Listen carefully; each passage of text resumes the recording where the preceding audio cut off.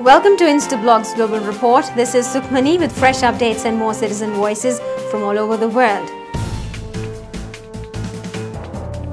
Stories for the day are: US Congress to reconvene in order to salvage the $700 billion bailout plan. Egyptian live fire policy imperils the African immigrants. Rising inflation plunges Brazilian economy into trouble. And Eid celebrated in India amidst gaiety and fervour.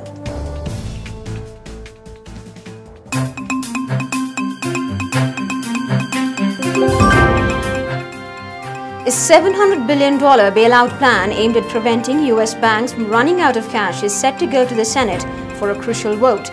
The revised plan includes new measures aimed at easing its passage through the Congress. CJ Prince Campbell wants the Congress to immediately give its nod to the financial package to prevent further deepening of global economic crisis. This is Prince Campbell, citizen journalist from the U.S. reporting on InstaBlogs. The U.S. Congress should immediately pass the revamped financial package without any delay if it wants to avert global economic downturn. How can the U.S. turn its back on a self-engineered economic crisis that has sent stock markets across the globe crashing down? Stock markets throughout the world has registered sharp declines. There were large slumps in the price of oil and the value of the dollar, all of which is likely to cause an expensive headache for both U.S. and non-U.S. investors. Credit markets are likely to remain almost frozen as banks remain reluctant to lend to other banks. It means that it will be harder for individuals, small businesses, and large firms to get the loans they need, and more costly if they do manage to get access to financing. A fresh influx of capital through this package is essential to restore clarity in the financial markets and prevent a global recession. This is the time to act and not ponder over the fairness of bailout strategy.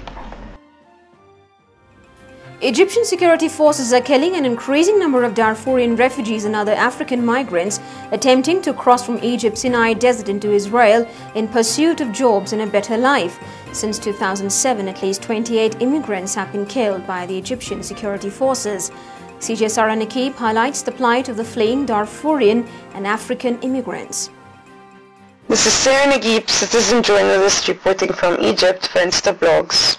The phenomenon lends credence to the saying that God forsake the African continent a long time back. The plight of the Darfurians is heart-wrenching. Many have died because of famine, and others have succumbed to the most brutal warfare between the government-backed Arab militia and the African rebels. Those who seek refuge and migration confront unfriendly borders practicing zero tolerance towards already doomed futures. All talk of human rights, humanitarianism, and compassion loses sense when your own neighbors are not ready to understand your plight. While Egypt and Israel continue to encounter migrants with discrimination and violence, these innocent people still attempt to cross the borders in search for maybe a better livelihood. Instead of humane treatment towards those who have escaped death, the live fire policy only shoots at innocence, freedom, and even politics. Brazilian economy is reeling under heavy inflationary pressures.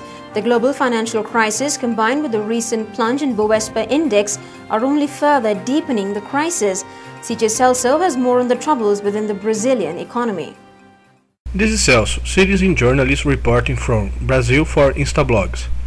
The growing popularity of Lula da Silva may give any outsider a feel that Brazil may be having its best times. Even the statistics will point out in this direction. But among all this superficial happiness, there lies a deep trouble with the economy, as inflation has crept up in recent months. Keeping it under control has been left to the central bank. The role of fiscal policy, which continues to be highly expansionary, has been ignored and may seem to be good for now, but can't be sustained for long.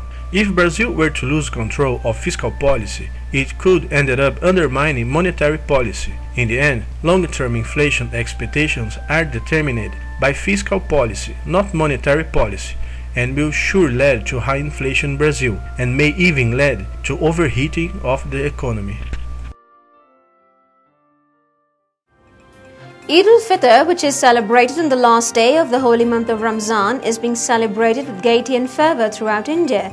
The festival has since long helped strengthen friendship, tolerance and mutual goodwill amongst the Indian masses.